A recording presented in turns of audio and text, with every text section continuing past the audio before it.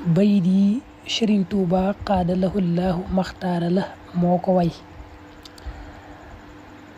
xadis bu am solo lool bu am njariñ lool moom la wayaat nii.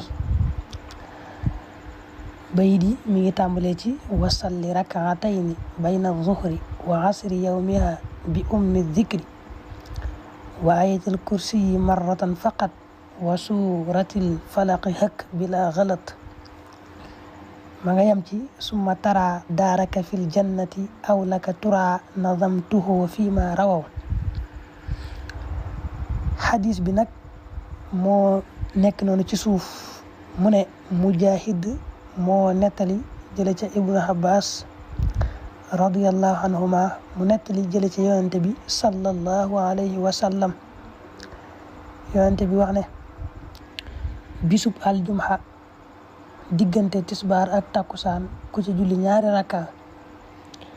rakka bu njëkk bi fatiha benn yoon ayatul kursi yi benn yoon qul a'udhu bi rabbil falaq nag ñaar fukki yoon ak juróom.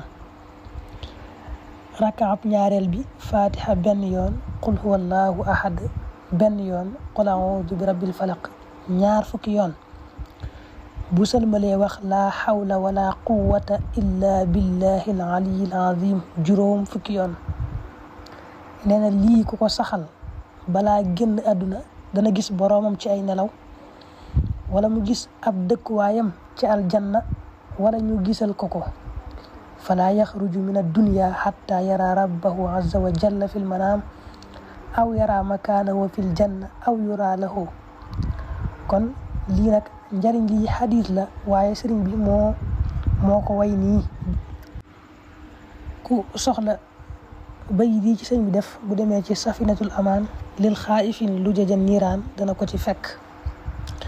kon lii moom njariñ lu am solo la lool te yomba defit nag. diggante tisbaar ak takkusaan ci bisub aljumha lañ koy def.